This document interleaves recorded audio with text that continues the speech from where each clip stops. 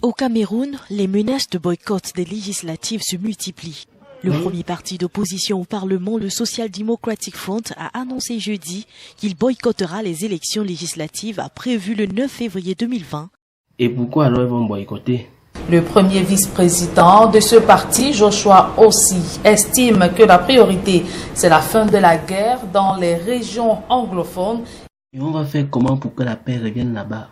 Pour le vice-président du SDF, Joshua Ossi, la seule personne qui a la responsabilité d'arrêter la guerre, c'est le président Biya. Biya? La seule personne qui a la responsabilité d'arrêter la guerre dans le nord-ouest et le sud-ouest, c'est le président Biya lui-même. Dans l'affaire si est sérieux, qu'est-ce qu'il va alors faire pour arrêter tout ça? Nous lui conseillons sincèrement d'envisager un report de ces élections. Et s'il ne fait pas, qu'est-ce que vous allez lui faire? Et s'il ne le fait pas, nous serons dans l'impossibilité de participer à cette élection. Et pourquoi alors? Parce que nous ne voulons pas que cet exercice se transforme dans un bain de sang. Que répondez-vous à tout ceci, Monsieur le Président? C'est ça, et je dois dire que cette lutte est très populaire. Ok. Toi, tu parles de quoi? Une agence pour lutter contre le blanchiment d'argent. Est-ce que c'est de ça qu'on parle, Monsieur le Président? Il est au pouvoir depuis 37 ans. Le président camerounais Paul Biya. Ça fait quoi? Je voudrais en appeler au patriotisme. Moi, je suis patriote, sauf que nous, on ne veut pas la guerre. C'est la guerre que nous, on refuse. Et il reconnaît enfin que on ne peut résoudre des problèmes politiques qu'en apportant des solutions politiques et non militaires ou judiciaires. Moi-même, je suis contre la riposte militaire. Je préfère qu'on dialogue. Mais est-ce que nos frères anglophones vont déposer les armes?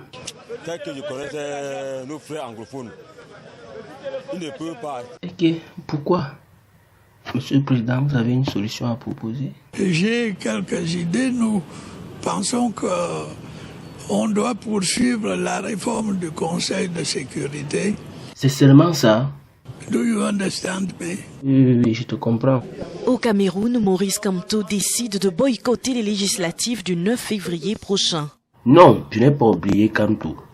Pourquoi, Monsieur Kamto, vous avez boycotté les élections? Je ne peux pas reconnaître des résultats qui proclament vainqueur celui qui n'a pas été élu. Tu ne leur dis pas que tu es nul au lit. Ferme ta bouche là-bas avec ton sabotage là. Ne venez pas dire que c'est le sabotage. C'est quelque chose que j'ai vécu. Quoi? C'est ma première fois de sortir avec un homme de 46 ans qui a une seule position au lit. Elle-même qui t'a d'abord invité ici. Heureusement que Kamto n'a pas 46 ans. Sinon j'allais croire que... Monsieur le Président. Je crois qu'il faut que ce soit clair. Et pourquoi tu n'as même pas accepté la victoire de Paul Biya? Personne ne peut attendre de moi une autre réponse que celle-ci.